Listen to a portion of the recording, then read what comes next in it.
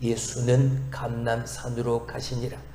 아침에 다시 성전으로 들어오시니 백성이 다 나아오는지라. 앉으사 그들을 가르치시더니 서기관들과 바리새인들이 음행 중에 잡힌 여자를 끌고 와서 가운데 세우고 예수께 말하되, 선생이여, 이 여자가 간음하다가 현장에서 잡혔나이다. 모세는 율법에 이러한 여자를 돌로 치라 명하였거니와 선생은 어떻게 말하겠나이까? 그들이 이렇게 말하면 고발할 조건을 얻고자 하여 예수를 시험함이러라. 예수께서 몸을 굽히사 손가락으로 땅에 쓰시니 그들이 묻기를 마지 아니하는지라. 이에 일어나 이르시되, 너희 중에 죄 없는 자가 먼저 돌로 치라 하시고 다시 몸을 굽혀 손가락으로 땅에 쓰시니 그들이 이 말씀을 듣고 양심의 가책을 느껴 어른으로 시작하여 젊은이까지 하나씩 나가고 오직 예수와 그 가운데 섰는 여자만 남았더라. 예수께서 일어나사 여자 외에 아무도 없는 것을 보시고 이르시되, 여자여, 너를 고발하던 그들이 어디 있느냐? 너를 정죄한 자가 없느냐? 대답하되, 주여, 없나이다. 예수께서 이르시되, 나도 너를 정죄하지 아니하노니 가서 다시는 죄를 범하지 말라 하시니라. 할렐루야. 오늘도 하나님을 예배하는 여러분의 삶에 하나님의 말씀, 성령의 역사하심을 따라 성령의 열매가 맺어지는 하나님의 은혜가 충만케 되어지길 주님의 이름으로 축원합니다. 자, 오늘은 삶의 변화 7번째, 특별히 성령의 열매 4번째, 자비에 대해서 우리가 살펴봅니다. 5번째, 자, 자비 따라합시다. 잘못한 사람이 품어지는 기적. 제목만 들어도 은혜죠. 잘못한 사람이 품어지는 기적. 그게 성령이 우리 가운데 맺게 하시는 무슨 열매다? 자비의 열매다. 우리가 사랑, 희락, 화평, 오래 참음, 이 4가지의 열매를 살펴보았습니다. 그리고 특별히 우리가 지난 시간 그 오래 참음의 열매는 모든 열매 가장 필요한 열매라고 말씀을 드렸죠. 오늘도 마찬가지 이 자비의 열매를 맺기 위해서는 오래 참음의 열매가 반드시 필요한. 여러분, 기적이 뭡니까? 세상 사람들이 말하는 기적 말고 우리가 믿음 안에서 말하는 기적. 뭐가 기적입니까? 사람의 능력으로는 할 수 없으나 하나님만이 하실 수 있는 일이 일어난 것. 할렐루야. 그게 뭐요? 그게 기적. 그 기적 중에 가장 큰 기적이 뭘까요? 나는 사람은 할 수 없는데, 할 수 없는 일인데 하나님만이 하실 수 있는, 그래서 그 하나님만이 하시는 일이 나를 통하여 일어나는 그 기적 중에 가장 큰 기적. 내가 변하는 겁니다. 내 성품이 바뀌는 것. 놀라운 기적입니다. 그래서 이게 나의 성품이 변하고 내가 바뀌는 거가, 이게 성령의 열매인 것. 사랑이 됩니다. 그리고 기쁨이 넘칩니다. 주님처럼 어디를 가든 화평케 하는 자가 됩니다. 그리고 무엇보다 오래 참습니다. 자비도 마찬가지. 나는 원래 자비로운 사람이 아니었는데 내가 자비로운 사람으로 바뀌는 겁니다. 누구 때문에? 예수 때문에. 무엇 때문에? 십자가 복음 때문에. 이건 죽을 병에 걸렸다가 낫는 것보다 훨씬 더 큰 기적입니다. 더 놀라운 기적입니다. 왜요? 죽을 병에 걸렸다가 낫는 경우는 극소수입니다. 죽을 병에 걸려있던 사람들이 낫는 경우는 극히 드물죠. 하지만 내 성품이 변화되는 역사는요, 예수 그리스도를 믿는 모든 그리스도인들에게 허락된 은혜인 거죠. 할렐루야. 그래서 놀라워. 더 위대한 겁니다. 극히 소수에게만 해당되어진 게 아니라 모든 그리스도인들에게 다 해당되어지는 은혜니까. 자비라는 말은 이렇게 사전적 용어로 크고 넓은 마음이랍니다. 자비가. 근데 이 말을 우리가 쉽게 이해할 수 있는 말로 설명을 해보면 이겁니다. 친절이라는 말입니다. 근데 여러분, 이 친절이 그냥 일반적 친절을 말하는 게 아닙니다. 이 친절은 죄인에게, 악한 사람에게, 잘못된 사람에게 친절히 대하는 것, 그게 자비입니다. 다시 말하면 죄인에게, 악한 사람에게, 잘못을 저지른 사람에게 친절하게 대하니까 뭐가 필요한 겁니까? 자기 희생이 필요한 거예요. 자기 희생이 있는 친절이 오늘 성경이 말하는 성령의 열매 5번째 자비가 되는, 이 친절, 이 자비는 오늘도 내 안에 계신 성령께서 우리를 변화시키는 모습 중에 5번째, 그 모습 중에 하나예요. 자, 근데 문제는요, 이러한 자비가 우리의 본성에 안 맞는다는 겁니다. 여러분, 우리의 본성에 맞는 건 자비, 친절, 이것보다 뭐에 더 가깝습니까? 내 본성은 복수에 더 가깝습니다. 인간의 본성은 말이죠. 인간의 본성은 친절하고 또 자비를 베풀고 하는 것보다 인간의 본성은 복수에 훨씬 더 가깝습니다. 왜요? 누가 나에게 잘못하면 어떻습니까? 내가 받은 그대로 갚아줍니다. 아니, 그 이상으로 돌려줍니다. 한 걸음 더 나아가서 많은 사람들 앞에서 그 사람을 드러내어 망신을 주어야 내 속이 시원해집니다. 그게 인간의 본성. 그래서 인간의 본성적 측면에서 보게 되어지면 자비, 친절보다 뭐가 더 가까워? 복수가 훨씬 더 가까워. 우리의 본성은 복수가 더 잘 맞습니다. 이렇듯 사람의 본성은 자비롭지를 못합니다. 그러니까 우리 안에 이 자비의 열매가 맺어진다는 건 그래서 성령의 열매라 말하는 겁니다. 우리 힘으로는 할 수 없습니다. 내 안에 계시는 성령님께서 나를 변화시켜 주셔야 이 열매가 맺어지게 되어지니까요. 그래서 놀라운 일인 겁니다. 이 자비의 열매가 내게 맺어진다는 건 놀라운 일입니다. 사랑하는 성도 여러분, 우리가 이렇게 자비의 사람이 된다면, 다시 말하면 내가 이러한 자비의 열매가 맺어지는 사람이 된다면 무엇을 말하는 겁니까? 하나님의 자비가 내게 임했다는 증거입니다. 할렐루야. 우리는 하나님의 엄청난 자비, 그 은혜를 누리고 삽니다. 이미 받았습니다. 여러분, 그 증거가 뭡니까? 예수 그리스도죠. 에베소서 2장 7절의 말씀을 한번 보시죠. 이는 그리스도 예수 안에서 우리에게 뭐 하심으로?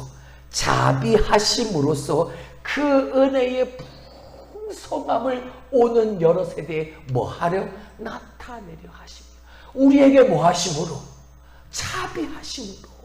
누구 안에서?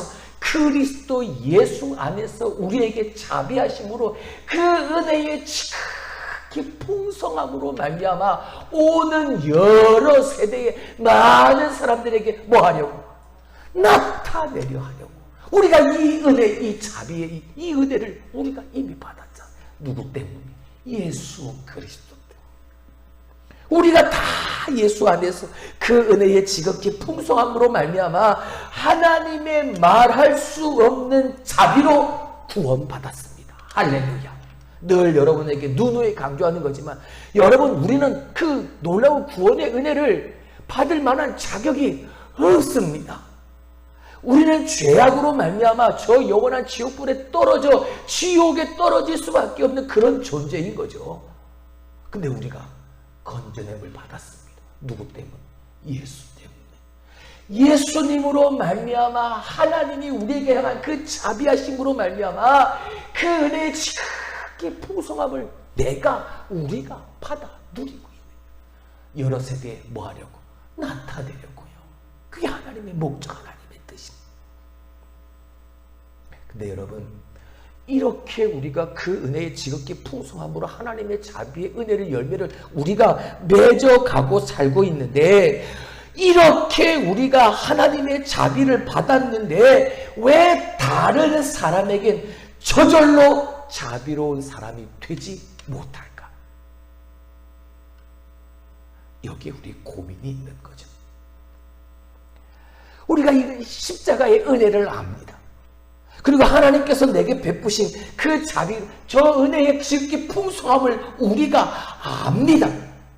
근데 그러면서도 왜 다른 사람들, 나의 가족들, 이웃들, 동료들에게 왜 나는 까다롭게 하고 인색하고 잘못된 것이 용납이 안 되고 친절로 그들을 품어주지 못할까?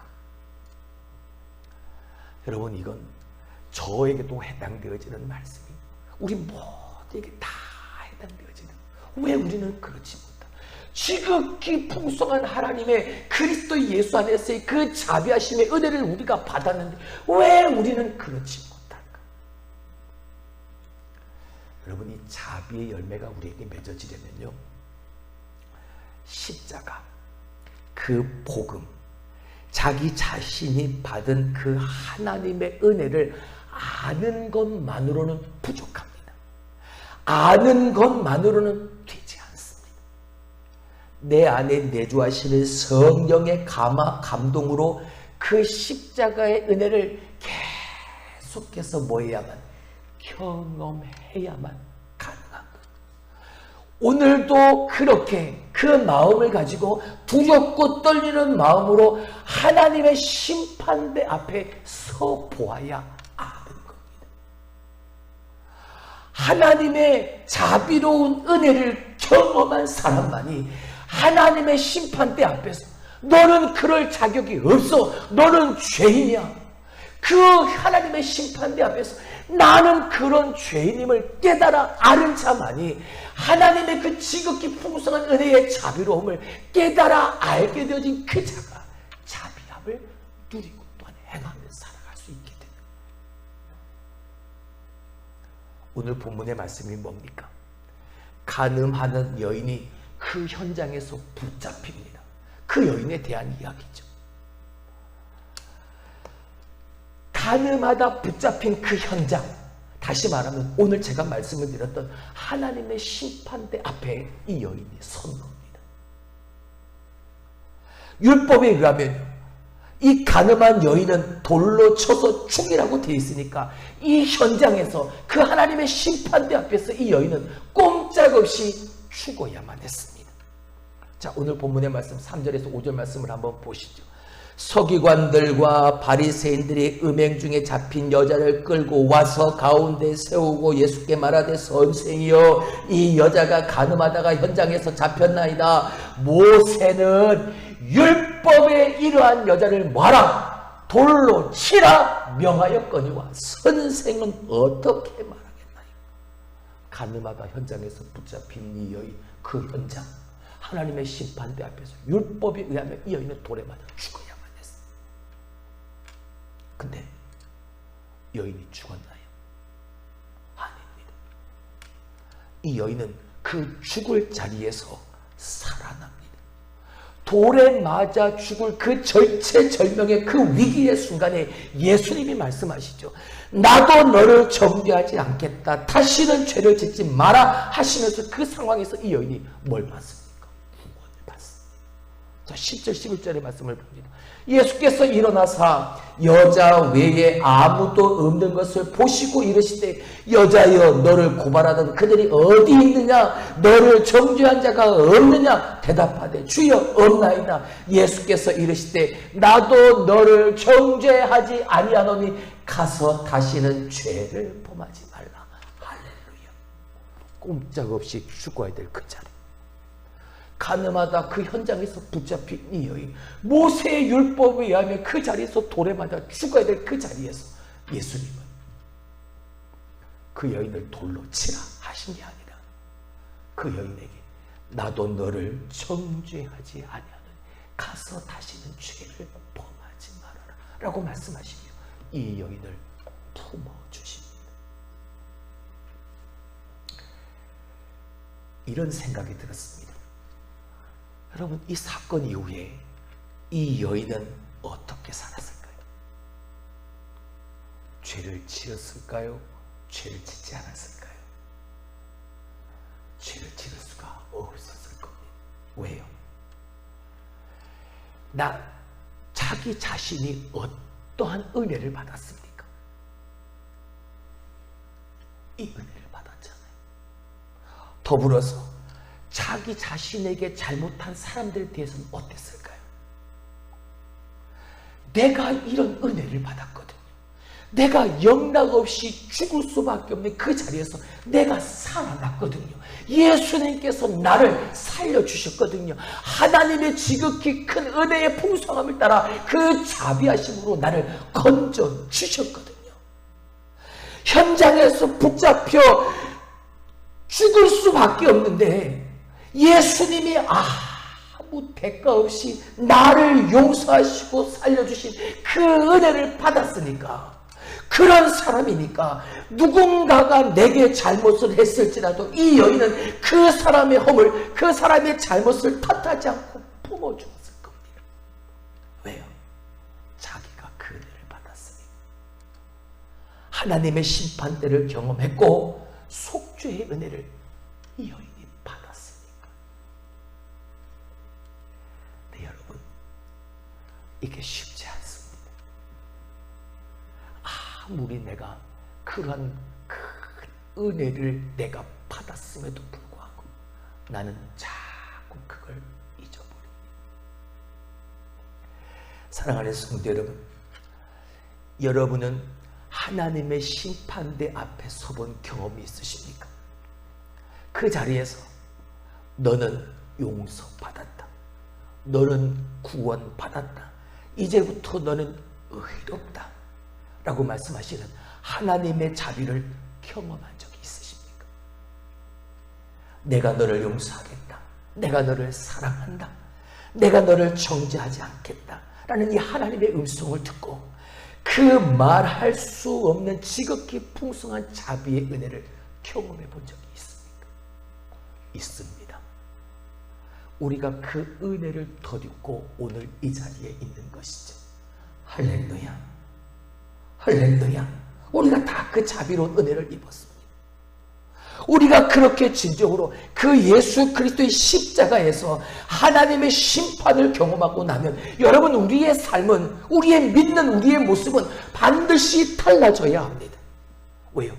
그 십자가의 예수님과 함께 내가 그 예수님 믿는 순간 나는 죽어야 했으니까요.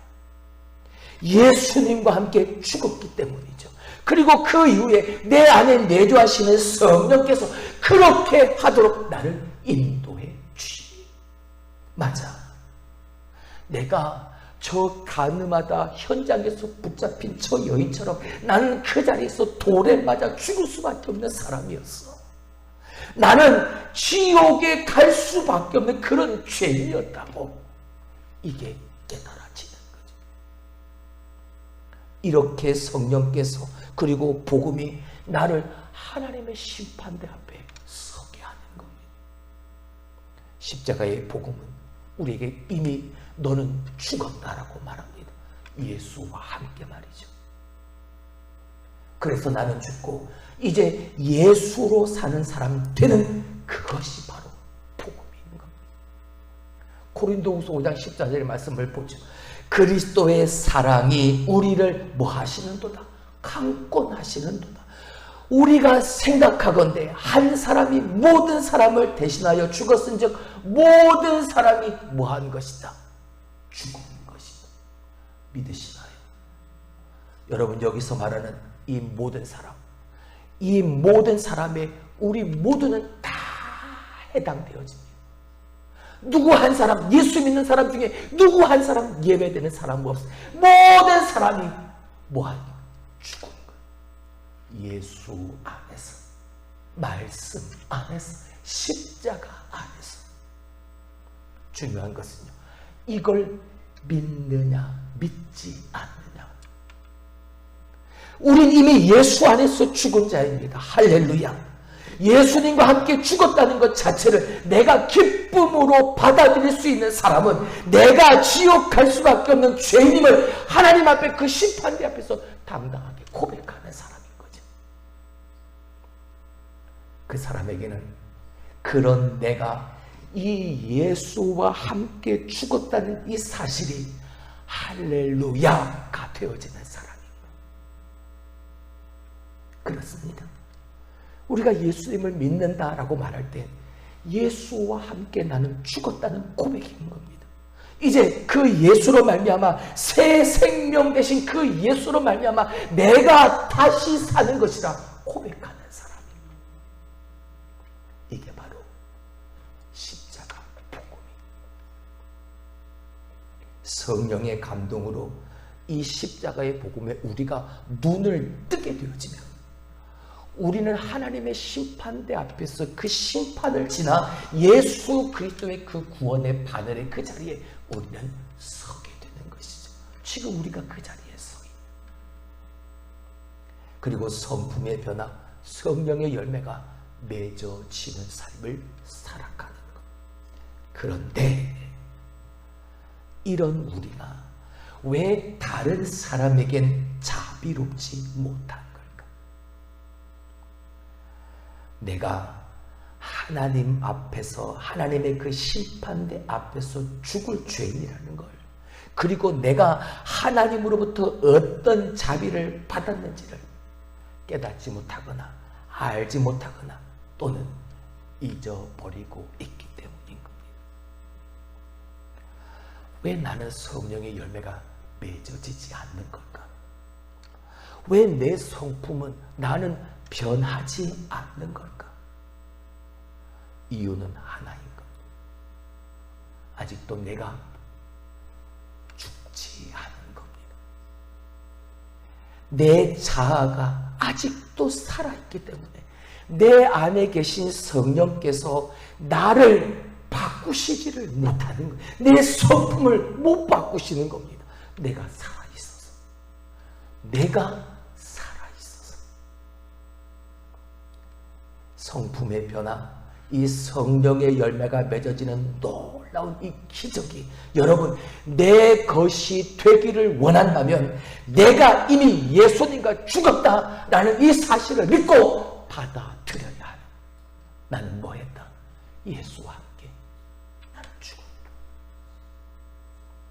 요한복음 12장 24절 내가 진실로 진실로 너희에게 이르노니 한 알의 밀이 떠 땅에 떨어져 죽지 아니하면 한 알 그대로 있고 뭐하면 죽으면 많은 열매를 맺는. 할렐루야. 내가 뭐 했다? 죽었다. 예수와 함께 죽었다. 이걸 믿고 이걸 받아들이는 가장 필요한. 우리 안에 성령님이 내주에 계시지만 내 옛 자아가 죽음으로 처리되어지지 않고 아직 내가 살아있으니까 우리 안에 성령의 역사가 나타나기보다는 내 자신이 더 드러나는 것. 내가 자꾸 드러나는. 그럼 교회는 사람이 주인공이 아니야. 내가 드러나는 곳이 교회가 아니야. 교회는 하나님만, 예수님만, 성령님만 드러나야지. 할렐루야. 사람의 냄새가 풍겨지는 게 아니라 교회에서 하나님의 냄새가, 그리스도의 향기가 계속해서 풍겨나는 그게 교회예요. 그 삶이 그리스도인의 삶이어야.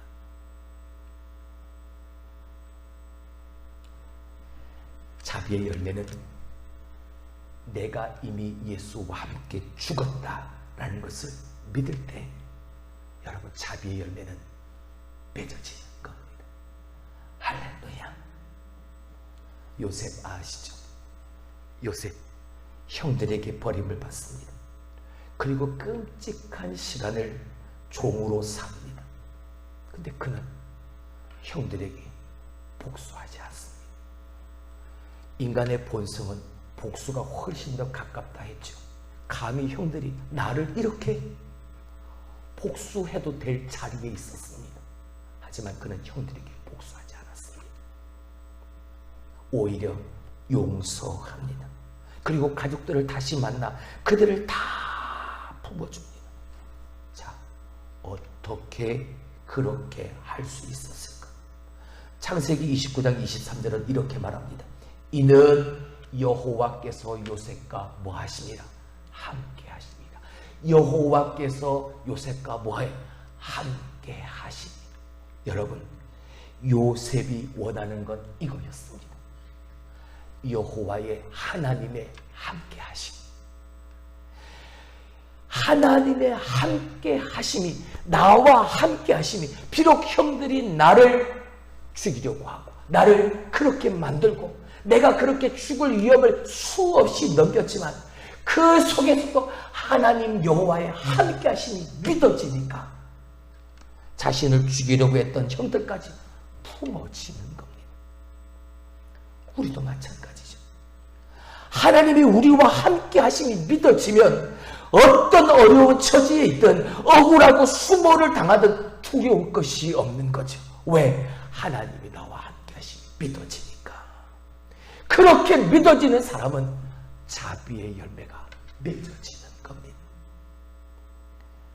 하나님이 나와 함께 하신다. 하나님이 우리와 함께 하신다. 주님이 나와 한 몸이다. 이게 믿어지면 가족, 이웃, 동료, 내게 잘못한 사람들을 대하는 나의 태도가 완전히 바꿔질 수 있는 것이죠. 할렐루야. 다윗도 마찬가지. 다윗도 사울에게 모진 핍박을 당했지 않습니까? 그리고 자기를 그렇게 죽이려고 쫓아오는 사울을 피해서 여기저기 도망다녀라 했습니다. 그리고 왕이 됐습니다. 얼마든지 그 왕의 자리에서 나를 그렇게 핍박했던 저 사울의 자손들 얼마든지 복수할 수 있었습니다.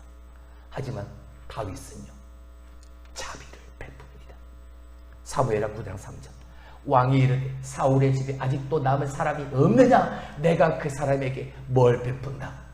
하나님의 은총을 베풀려고 합니다. 여러분, 왕인 다윗이, 왕으로서의 다윗이 내가 은혜를 베풀게 아니었습니다. 나의 은혜, 다윗의 은혜를 베풀려고 한 게 아닌 누구의 은혜? 하나님의 은총을 베풀려 합니다. 할렐루야. 왜요? 다윗의 믿음은 어떤 믿음이었습니까? 다윗의 이 믿음이 그냥 그렇게 생겼나요? 아니잖아요. 사울을 피하여 도망다닐 때 그가 죽을 위험을 수없이 넘겼을 때 그 자리에 그와 함께 하신 하나님이 믿어지는 겁니다. 할렐루야. 지금 이 시간까지 나와 함께 하신 여호와의 그 함께 하심이 믿어지니까 그 내가 받은 그 은혜 가지고 오늘 이 시간에도 하나님의 은혜가 나와 함께하고 그리고 내가 그 은혜를 받고 있다는 말인 거고 내가 받고 있는 이 하나님의 은혜를 저 원수들의 후손들에게까지도 내가 뭐 하겠다? 이 하나님의 은총, 하나님의 은혜를 내가 베풀겠다라고 하는 거죠. 자비. 진짜. 죄인들, 악한 사람들, 내게 잘못한 사람들에게 대하는 자비의 대. 뭐예요? 하나님의 함께 하시는 여호와의 함께 하심을 뭐하니까? 믿으니까.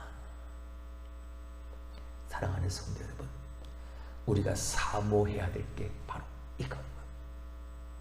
하나님, 다윗처럼 하나님의 은총 안에 사는 믿음. 그리고 어떤 억울한 일이 있고 위기가 있고 죽을 것 같아도 항상 하나님이 나와 함께 하심을 바라보고 주님만 의지하는 이 믿음을 내게도 주옵소서. 이게 우리가 간절히 사모해야 돼. 사랑하는 성도 여러분, 우리가 이 믿음의 사람이 되면 성령께서 우리 안에 이 성령의 열매들을 맺어 가실 줄로 믿습니다. 우리의 소부, 나를 변화시킬 줄을 믿습니다. 말씀을 맺죠.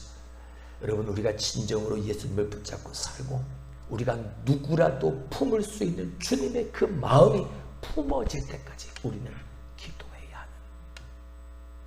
어렵습니다. 말씀드렸듯 죄인들, 악한 사람들, 내게 잘못한 사람들에게 이렇게 풀을 수 있는 것, 이게 쉬운 일이 아닙니다. 그래서 우리는 이 사모하는 마음을 가지고 그 주님의 마음이 부모질 때까지 뭐 해야 한다? 기도해야 되는 거예요. 저도 그렇고 우리 모두가 다 말입니다.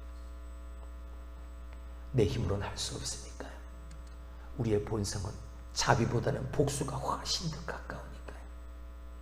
그래서 예수로 사는 이 복음이, 나는 죽고 예수로 사는 이 복음의 삶이 우리에게 너무나도 중요한 거예요.